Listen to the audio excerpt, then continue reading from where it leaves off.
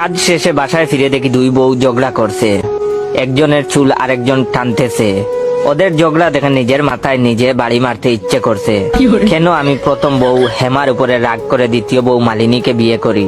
এখন দাঁড়িয়ে দাঁড়িয়ে ওদের ঝগড়া দেখা ছাড়া আর কোনো উপায় নাই। দুই বউ ঝগড়া এতটাই মগ্ন হয়ে আছে যে আমি দরজায় দাঁড়িয়ে তাও কেউ খেয়াল করলো না। অনেকক্ষণ পর ছোট বউ মালিনীর চোখ পড়লো আমার উপরে। সে বলল, জয় তুই এসেছিস। এই বলে আমার দিকে দৌড়ে এলো আর বলল, দেখ এই শয়তান বেটি কি করছে আমার চুল ছিঁড়ে। এই বলে আমায় জড়িয়ে ধরে হাউমাউ করে কান্না শুরু করলো।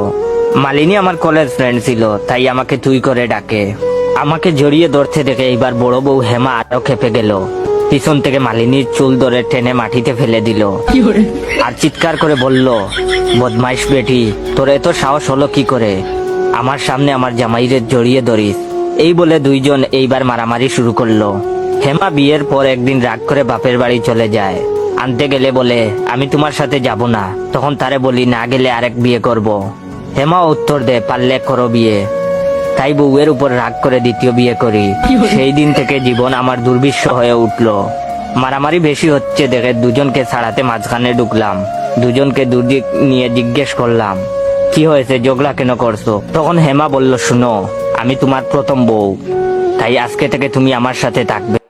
আমার বিয়ের কিছুক্ষণ আগে কাজী সাহেব স্টেজে দাঁড়িয়ে জোর গলায় বললেন, এই বিয়েতে কারো আপত্তি থাকলে এখনই বলুন।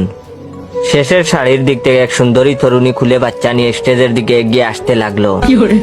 এটা দেখে আমার নতুন বউ সবার সামনেই দুই গালে জুড়ে জুড়ে থাপ্পড় মারতে শুরু করলো। আমার শ্বশুর আব্বা বন্দুক আনার জন্য দৌড়ে ঘরের ভিতরে গেলেন।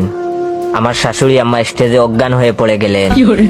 শালীরা তো ইচ্ছা মতো গালি দিতে শুরু করলো। আর আমার শালারা হাতা গুটিয়ে আমার সাথে যে সকল বরযাত্রী গেছিল তাদেরকে বেদম পেটাতে লাগলো।